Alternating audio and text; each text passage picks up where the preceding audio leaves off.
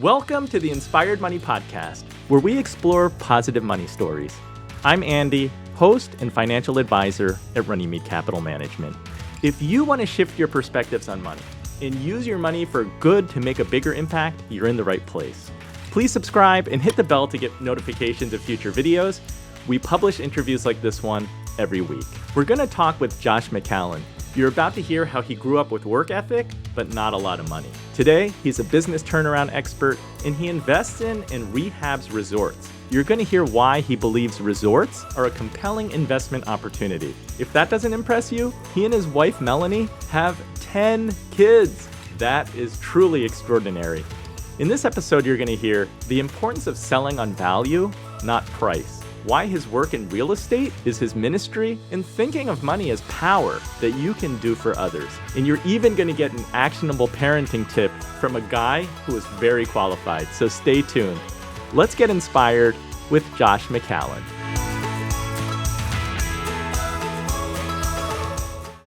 Josh, welcome to Inspired Money. I'm so excited to have you on the show. Well, Andy, it's a pleasure to be here. Inspired Money is something we should all be thinking about and talking about. I'm glad to be on your show. Let's jump right in. What's your earliest childhood memory of money? Actually, I'm glad you asked. There is a memory. I think maybe, I don't know the age. Let's assume 6, maybe younger, 5. I kind of have a visual memory of this. We were, my mother would keep, this is old world, man. This is like the 70s going into the 80s. Would keep cash in a big family Bible for some apparent reason. I don't know. And I remember opening up and finding some she had forgotten about from a long time ago and thinking, first of all, scarcity was what I was basically thinking, and shock that we had some in my hand. So kind of a scarcity mindset, if you want to think of it. Okay, I want to hear more because today you have podcasts, capital hacking, wealth building with friends. You have a vertically integrated real estate company. So you're That's right. investors and you have a management company, and we're going to get all into that. But paint a picture for us. What was the money situation like when you were young, since you mentioned the word scarcity? Well, Andy, it's such a great show. No wonder the best guests come on this show, Andy. So money early on felt like something you had to... It was elusive because we were relatively on the poorer side of the scale. What happened was my poor family was they got divorced. My mom and dad, well, husband and wife. My mom and dad got divorced. That just kind of set off a little tailspin. My poor mom a year later has a cerebral hemorrhage at 28 years old and never works again. So here she was, a nurse. That's a reasonable wage, right? My dad was at the time, like the cutting edge stuff. He was like a photographic advertiser he could do those kind of special effects in the old days where you literally cut the reels of pictures and the old George Lucas style stuff. And then kind of it unraveled from that point forward. She never works again. He, makes okay money, and we live on welfare for a long period of time, actually. My brother is Pete. I love that guy. Uncle Pete, we call him. Special Forces guy out in the West Coast. And myself, that's it, two kids. And we just kind of struggled through most of the 80s that way. And I just always remember getting jobs. So jobs were, I don't know, I've always thought of working when you're really young as one of the best things because, boy, it's powerful when you get that couple dollars in your pocket. And so for us, money was something that we had to go get. And I don't remember any of this being sad. I'm not saying it was a woe is me. I'm just saying I remember, I'm one of those classic old school paper boys, Andy, I make jokes about paper boys because you and I, if they did what we did as paper boys back in the day, it would be called illegal now because we didn't even get a paycheck, right? We were a bunch of kids waking up in the morning, delivering paper. We had to collect the payments for the paper and keep the difference. And it was crazy. So it was really like almost entrepreneurialism because you're out there trying to collect the money, talk them into paying you. So I was a paper boy, and then I became a pizza man, literally making pizzas and pots and pan cleaner, and just made my way through grade school and high school that way. What was it like being on welfare? Do you go to school and feel differently when you look around? You do, because I went to a nice school. So we got to go to a religious-based school, and they just let us go for free. And that was very nice of them because my mom was a nice little lady, and she asked them, and they said, "Yeah, you can just go for free." And then it gets a little better. I always say I was one of those the first. I don't know if this even existed back then. Free lunch kids, right? So this is crazy. I never tell these stories, but we would be allowed to just go through the food line and get free lunch every day. And everybody would be like, "Man, how come you get to go to lunch every day?" And I'm like, I don't know. I think my mom paid for it ahead of time. You don't want to tell people that you're a charity case. So, yeah, and everybody else had good money, and a two-parent family at the time was pretty normal for my friends. So, yeah, you feel it. You feel it. I do remember making a commitment that I will never, ever get divorced because I kind of blamed a lot of this chaos on that. And thankfully, I'm into our 24th year with my lovely wife with 10 kids. We haven't got divorced. So You've got 10 kids. That's commitment. yeah, now we're committed. We're in. She and I talk about it all the time. We're like, we should just keep going. We should. I mean, as far as being married, it is. We should just stay together. No, we joke. We love each other. It's actually a wonderful situation. We're in total love. I think that the free school lunches is very much still a thing. And it actually was a topic that came back up just about a year ago because of COVID, because of the pandemic with schools closing down. That was one of the concerns. Could Yes. public schools close because families in need depend on sending their kids to school to get their meals? Yep. And I heard stories about schools that even though they were having remote or virtual school, they had these lunches that they still needed or had like an obligation to provide families. And, families were kind of going to the school just to pick up a lunch. It was a really kind of unusual situation Yeah, and something it that is. many of us don't think about. So you had the work ethic. It sounds like you were working at an early age. You worked many jobs. To what extent did that motivate you to say, like, I know that I need to make money, but I'm going to make more. I'm going to make a lot. Yeah. I would say I always thought of money as I always thought, hey, we're pretty good at working. People, we always were really. I don't know. We've gotten empowered by work. I'm one of those people that I like being able to be strong and successful at work. So even as a dishwashing guy, I was pretty damn good at dishwashing. Not because it's a complicated skill, but you just got to want to be good at it, right? So work to me is fun. I enjoy it. I don't see us ever retiring, not because of any other reason than we enjoy being around good people and adding value. I think I answered your question, but if I didn't, feel free to push on me. I can answer a better question. As a parent to 10 kids today, how do you get them to develop a work ethic, and what do you want to teach them? You want to hear some cool tricks? One of the cool things is we have some mantras in our family, or maxims you could call them, that we all kind of joking and repeat, But the number one is if mom's working, then all of us in the room have to say, then I'm working. Because you never want to, I personally, in our ethos, we do not want kids sitting around while mom and dad are cleaning up the kitchen or working or making food. So there's really never a time that if there's a mess or any activity in the house that has to be done, that it's done for everybody. It's done with everybody. So I think that helps. 2, we don't give them anything. So whatever they want, they kind of find a way to make some money or get it. They like to work. Our kids like to work. My son really taught us a lot because he's had times where he could have worked at one of our resorts and just won't do it because he doesn't want to be privileged in any way. So he'll go get a job at Chick-fil-A. That was something he did for a long time, and he loves Chick-fil-A. As a matter of fact, he really dislikes when he goes to every once in a while our companies have surges and we need a lot of staff. And he's 18. I said, get down there and help everybody. Come on, let's go. Be a bar back or whatever.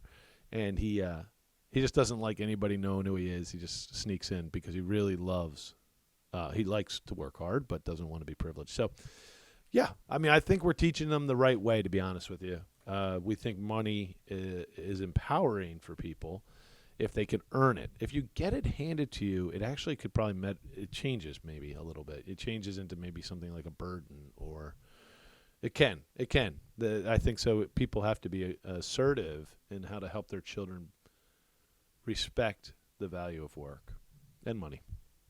You and your wife, it's a family business. You're both successful. To what extent do you share those stories with your kids. Oh, yeah, they know. In my day, They know. No, they know. You know what? There's this one iconic thing that happened. My wife tells this story that I guess I was maybe 8 or 9. We're at school, always doing stuff at lunch. Selling things at lunch was something I thought was a reasonable idea. So I asked for a cotton candy machine for my birthday, like off the magazines in the back of the Boy's Life or something. You could buy things. It was like a little toy cotton candy machine. And I bagged it up and sold it at lunch. It's a great, true story. Did it for weeks. And Melanie loves that story. Well, guess what? Ironically, my mom saved that cotton candy machine, and we're now in our mid-40s here, and it's still around. And my kids have gotten a hold of it, and now they're not selling it, though they're pretty good at selling things. They sell the hell out of lemonade and muffins. I'll tell you, dude, do not walk past our house when they're selling. You ain't leaving without a glass of lemonade. But they make the cotton candy now. So I would say that kind of like a metaphor is they think about it all the time. They talk about it all the time. Dad, you had to make this and sell it, didn't you? so you're quite well known, not only as a real estate investor, but I think specifically in investing in distressed properties and resorts. How did you get started in real estate? Andy, thanks for that question. We have a nice little journey here, but I don't want to go too deep into every part of it. But the journey starts with us graduating to become a teacher. So graduate college to become a teacher, and my wife and I get married. And quickly I say, forgive me, Melanie, I should have done an MBA. So we go back, I work for the college and get an MBA, which opened up a lot of cool things, including being able to live in Europe. So for about 4 years in our young 20s, we were living in Europe, running what was really a resort building, but it was also crossing over as a student dormitory, so when it wasn't peak season, they would let us use it. It was in the middle of the Alps in a small little village, Hansel and Gretel style life. It was unbelievable. We lived in this little... Which country? Austria. So the really, like Salzburg, Sound of Music, if you can picture that imagery. And so that left a massive impression on us. We ended up coming back to America with this passion to get into land development, which was a dream as a child. We talked about growing up without a father and stuff like that. So I always learned everything I knew about building from this old house, which was the pioneer of renovation shows, if you can remember those guys. They're still pretty cool. I went and met them a couple years ago. But so I was pretty handy and always knew I wanted to be in land development as a dream. So I come back from Europe and I put it on the wall. We're going to become a land developer.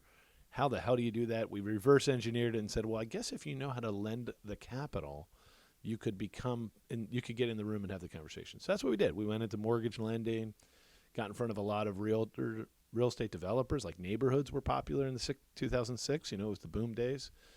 And through those conversations, a wonderful thing happened. And this is the power of networking. I just kept telling people, here's one ways, if I had a development, here's how I would sell it. Here's a strategy for closing more sales. And that was always that whenever you can give good strategy for closing a sale just based on common sense flow of sales process, you tend to become friends with the developers. Anyway, if you work at it. So one developer introduced me to another developer. Eventually I meet this gentleman who had just sold his big business. Wasn't in real estate. And he had said he'd made a pivot after having a large windfall from a sale that he was going to build very special stuff, beachfront flips at $5 million outsales.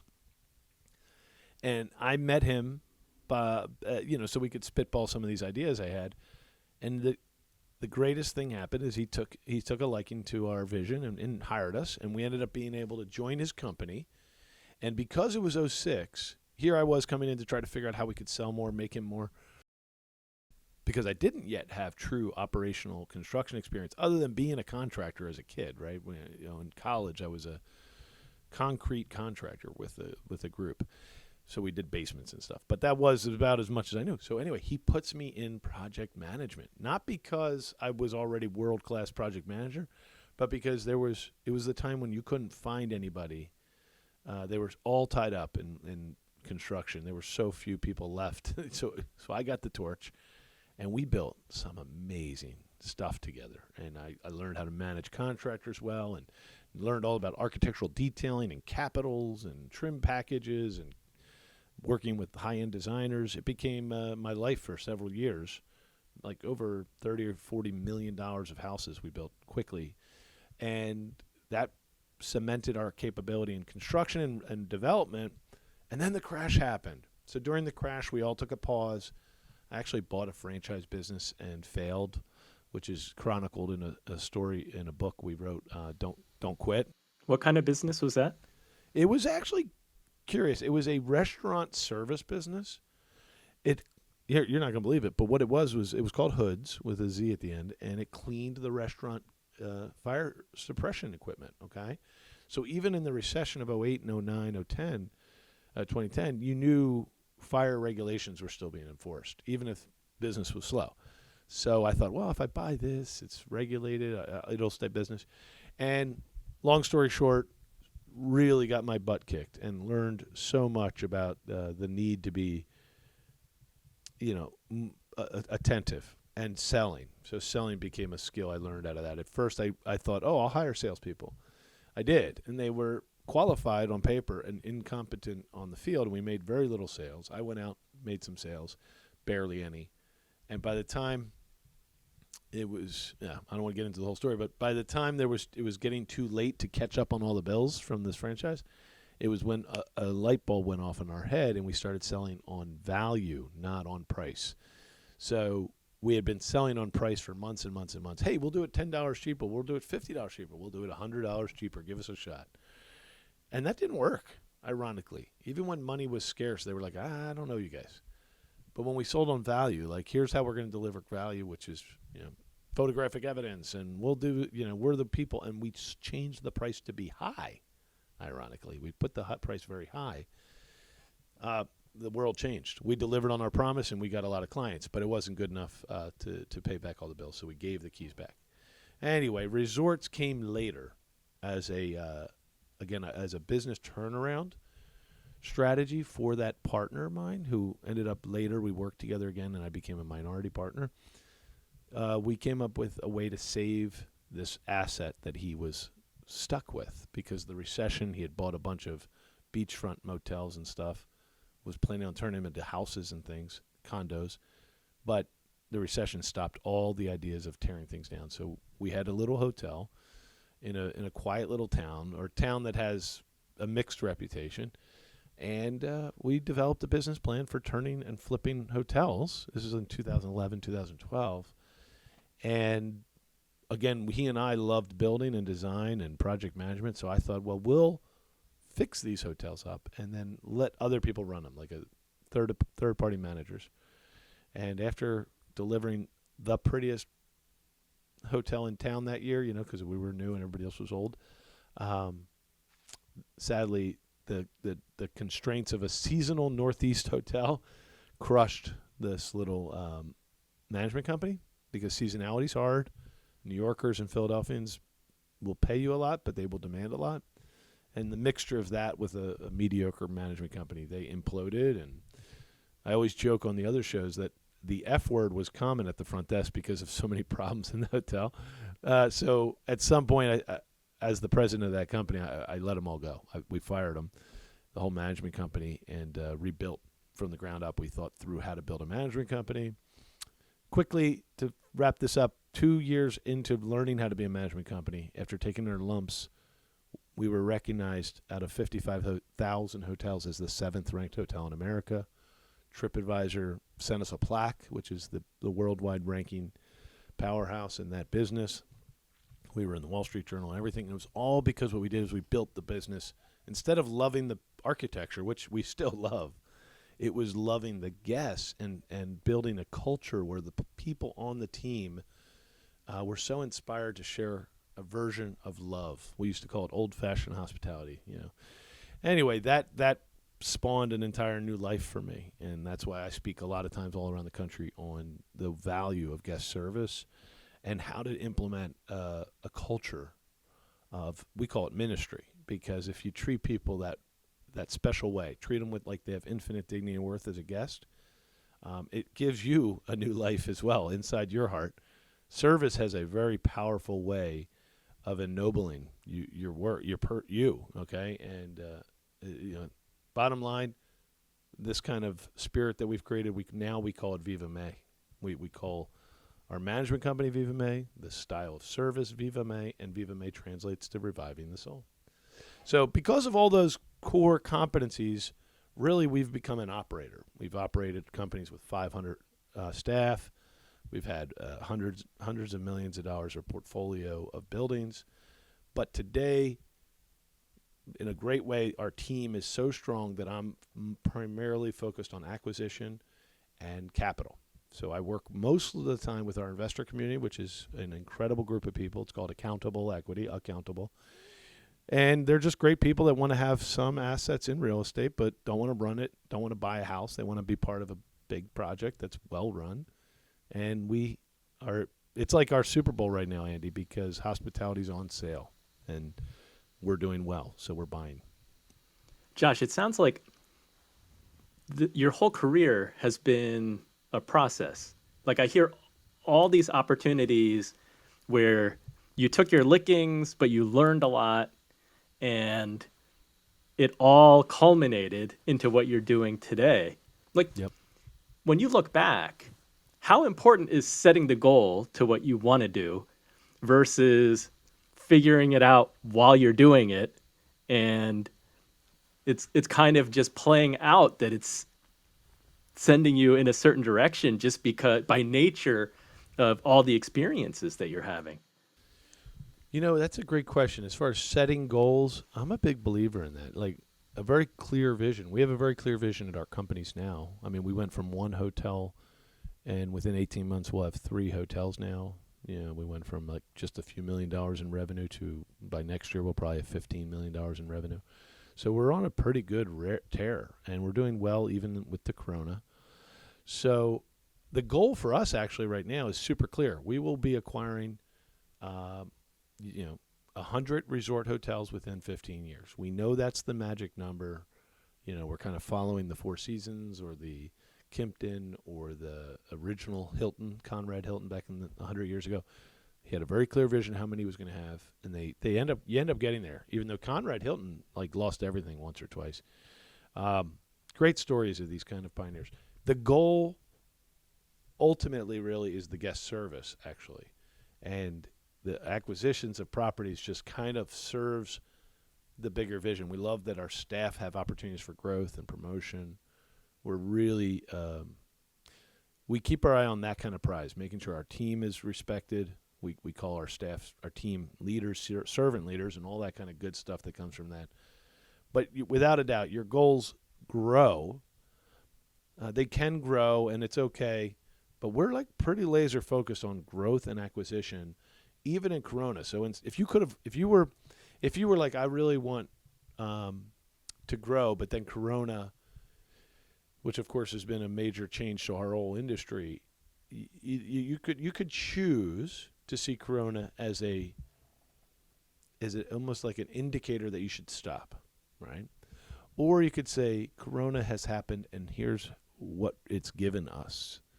So did it take anything away from us, or did it give something to us? And in our business, we think it gave to us the chance to, position ourselves the way we our highest and best gift is turnaround.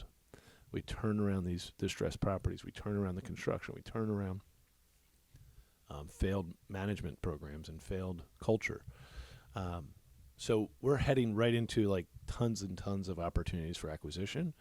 So we're saying, Corona's a big struggle, but it's actually given us exactly what we were hoping for this year, which is the ability to have a whole nother level of acquisition.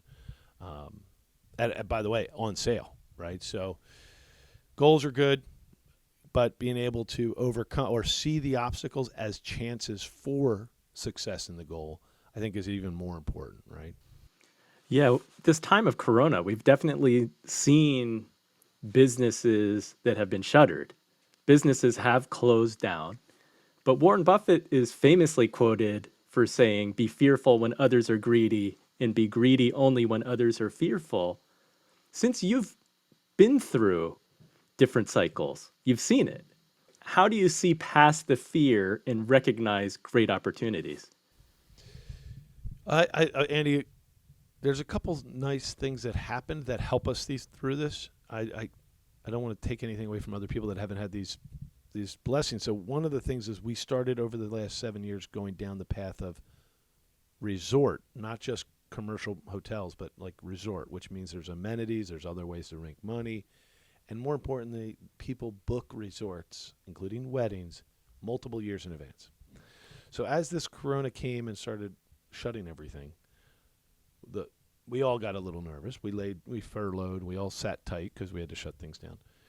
And quietly, our salespeople continued to sell weddings. So remember, a wedding is being purchased for 18 months from now. So in the thick of corona, our sales team was still being productive.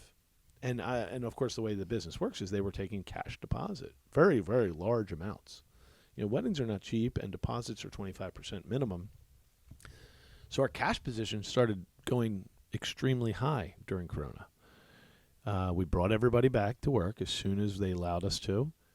And all of a sudden, we realized that was a little bit of a gift, a little bit of a blessing that we didn't pick up on when we built the business plan. We knew what we were good at, but we didn't realize that in a recession, if you can keep the cash coming in, it's like we're catapulting our maturity to multiple years in advance. And it never stopped, Andy. Since the day Corona started, we have sold more weddings this year than most places will sell in 5 years. We've sold 400 weddings this year, Andy. And the amount of money that brought then, it just kind of basically solidified the business plan. We were on the right track. We were recession resistant. And still today we're selling weddings. No matter what, it seems like the brides are coming. We built a beautiful building, Andy. You got to come down and see it. I mean, it's very attractive.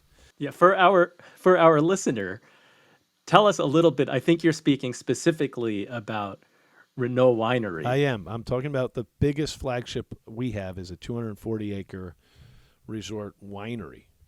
Second oldest in American history from the 1800s. Awesome. We make champagne here because we predate the law, not where you can't call it champagne. And we were from France, our founder. So bottom line, that big resort is the furthest down the funnel, if you want to think of it that way, through our redevelopment program, really far down the funnel. We just acquired one in Annapolis for 220 acres, believe it or not, 1.7 miles of waterfront. And we're in the middle of physical restoration there.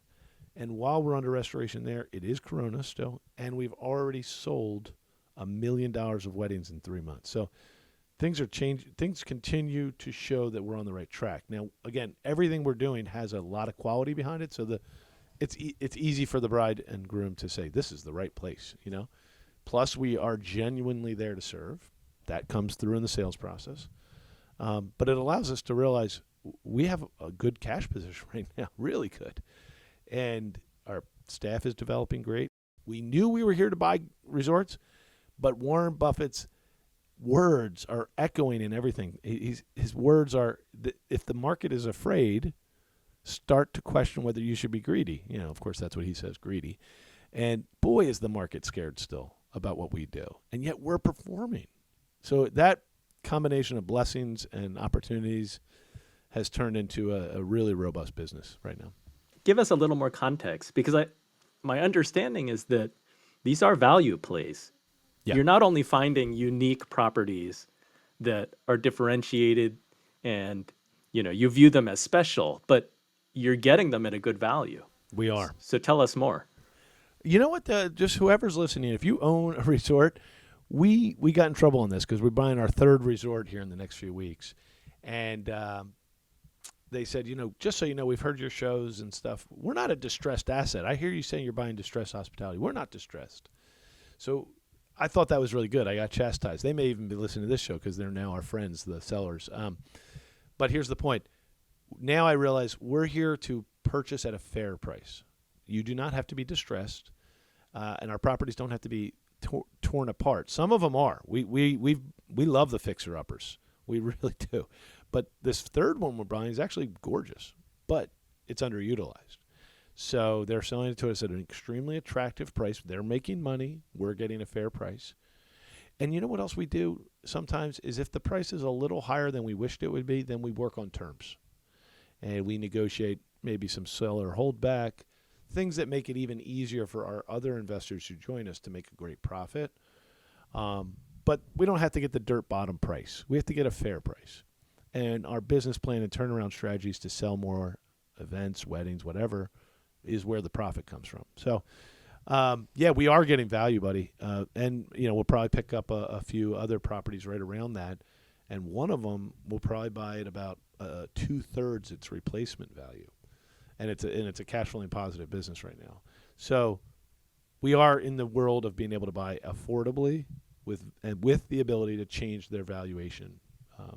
And that's a whole nother discussion how we do it. But we can change the valuation of the building, and that's how we pay our investors back, by pushing a purchase that might be a $5 million acquisition to a $20 million appraisal in a few years. Well, that allows the investors to have refinanced cash back, and therefore they're whole, and they're still our partners. Very high returns. So with Renault Winery, I think I saw the figure that you purchased it for $5 million. It's worth $14 million. Actually, good news is it's worth a lot more than that. We bought it for $5 because of how challenged it was. It had been taken into receivership, and a bank had it. It was still open, but you couldn't tell. So we bought it at below intrinsic value by far. We got it appraised just a year after we bought it and done the renovations and made a bunch of pre-sales. And it was appraised at 19.7 within 12 months. However, today, valuations are fluctuating because of Corona. I would still estimate, my current lender says we should reappraise it. He thinks it's going to be another $5 to $6 million more than it was. So maybe it'll come in at $25 million. And the reason isn't so much because it's not comps. In the world of commercial real estate, it's not whether or not there's a hotel down the street that's the same price. That's how houses are valued. It's all about whether or not we've made sales, and if we have good revenue and profit and good NOI. So that's how we've been changing the value of Renault so quickly, is by selling. Even though you and I love it, I mean, you haven't gotten to be there yet. We do all kinds of outdoor festivals for COVID and super COVID compliant, outdoor music and ice skating right now in the winter. But it's the sales that are changing the valuation that fast. From an investor's point of view, because you do have accountable equity, you mentioned, these are syndications? Are these for accredited investors only? Like, who are the investors, and why do you believe so strongly that resorts are a great place to invest one's money? Well, we create funds using the SEC guidelines, the Securities and Exchange guidelines, and we do have funds that are built for accredited investors currently. We're in talks with a crowdfunding platform, and we hope by March to be able to allow non-accredited into these funds as well legally. And that's a whole another show to talk to you about. But so we currently are accredited. Today is February. But when the show comes out, I imagine by that time we'll be well down the path to let anybody who wants to join us. But the reason resorts are so powerful, my friend, and the reason why even in the Corona they're doing better than all the other hotels, and they're not doing great. I think we're an outlier here, but it's because they have multiple revenue streams, number one, which is interesting. They are not dependent on the market's demand pressures, typically. They can be, but they don't have to be, and I'll explain what I mean by that. And three, what we've been finding is we can book contracted revenue very far into the future. Okay, so let's contrast that with the side of the road Holiday Inn. Side of the road Holiday Inn is not a resort, it's a hotel.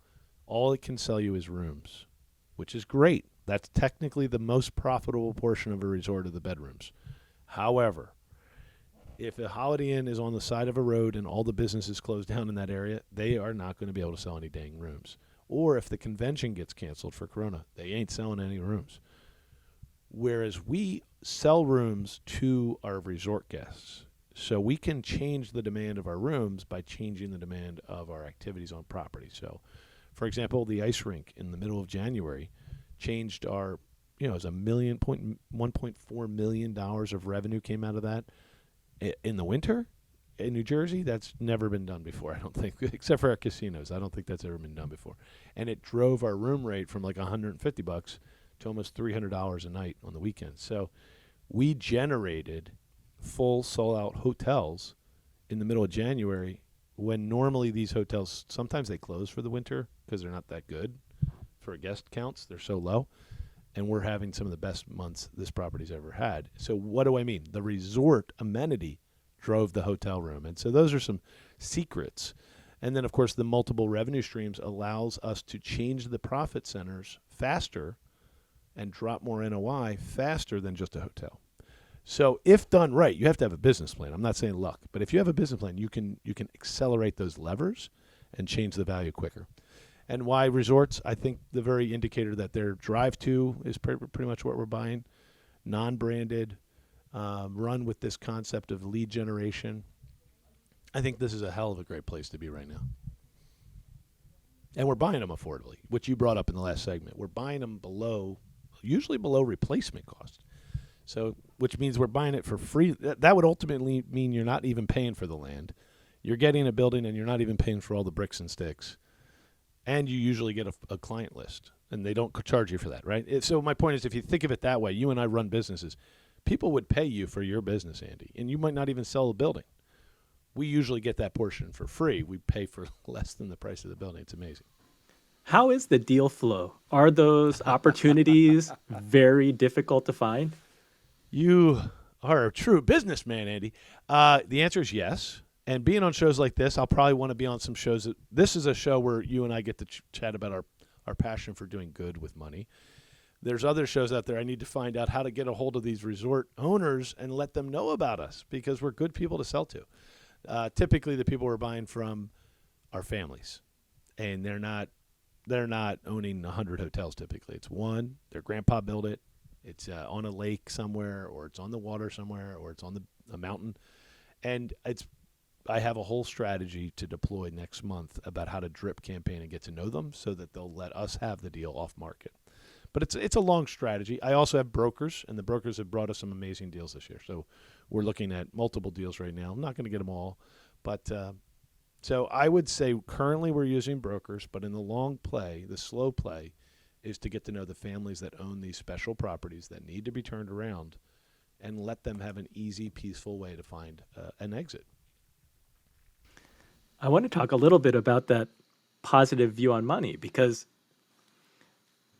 you were a kid who grew up on welfare. Today, you are managing multi-million-dollar properties. You're fundraising for these multi-million-dollar properties. You have had experience working with these developers, I think in the form of a family office. So you've learned and observed these very wealthy families. Yep. How have your views on money evolved over the years? Great question. So, yeah, I think there's a couple things. I mean, the core answer is this. My favorite part about the blessings we've had are the scarcity of money early on, which led us to just want to work. We just enjoy it. And then the empowerment you feel when you have earned some money. Well, then, of course, I transpose that memory onto every guest who invests in us or every person and family who invest in us. I think, what do we owe them, right? What is this transaction?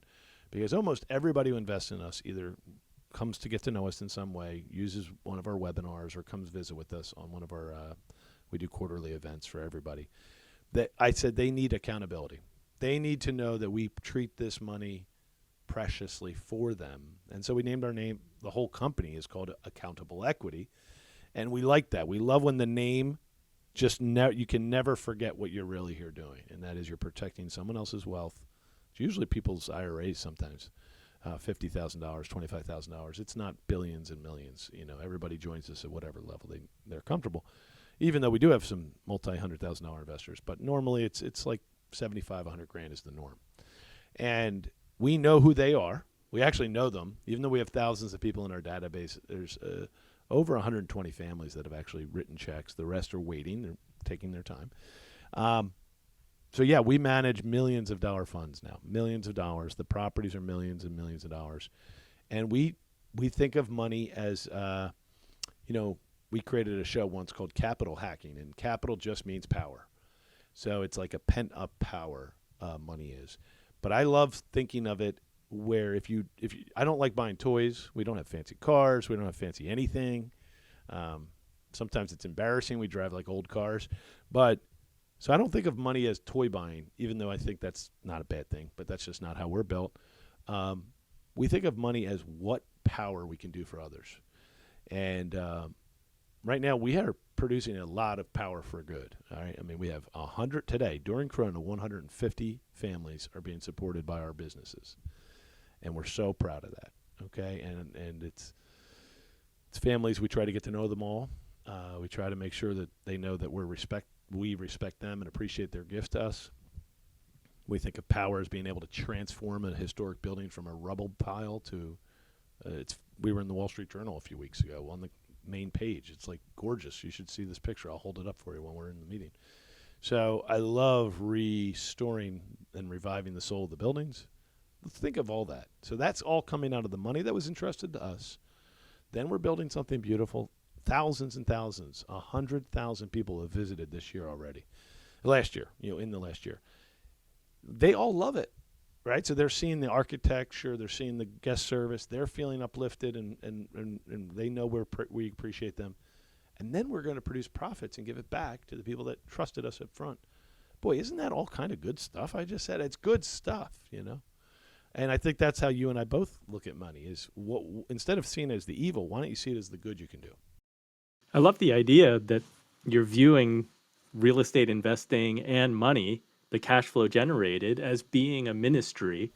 Oh, yeah. To help people to improve properties, to really improve those communities that you're in. Oh, that's true, actually, big time.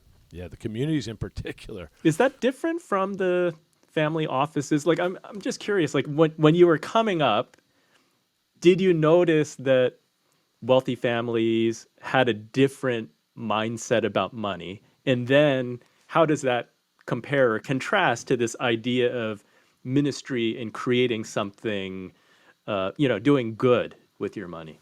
Yeah, and just to define ministry, because I know everybody's ears are like, what? He didn't say ministry, did he? Everyone has to go to church? Is that what you're talking about? So no. So what we mean by ministry is you just take the word and you just kind of scrape away all the different thoughts we have, and you realize it means to do simple things to show love to another, so that they feel the love, so that you're doing something good for them. Yes, we're doing simple tasks in hospitality, dressing a room or bringing you a cheeseburger, but if we communicate that we're doing it to show you love, it turns into a ministry and a gift to you and to us. So anyway, ministry just means putting a heartfelt intentionality into your work in our sense. So the family office life. I am so grateful for my time with this wonderful family that I was part of. There is a difference a little bit. We're builders. We're builders of culture. We're builders of companies. We're turnaround companies, really. So we are not here to consume money. It's a little different. We're not here to amass capital for the sake of capital. We're here to use capital for what it was meant to do, which is, I think, to build and be good, to do something good. So for us, it's very different. Remember, family offices are really kind of very cool things. What they do is they allow the family to have generational wealth be passed down by using strategies, old-fashioned strategies like owning buildings or buying companies, things that the normal family typically doesn't talk about. And then they have really great life insurance. That's another big part of it. So I'm not saying there's definitely nothing wrong with that, but it is more of a posture of preservation, typically. May not be a posture of building and giving back. I don't want to ever paint that brush on everybody, but you could see naturally I have no desire to, I don't care if our kids get $1 from us. So I'm not really worried about the generational wealth thing.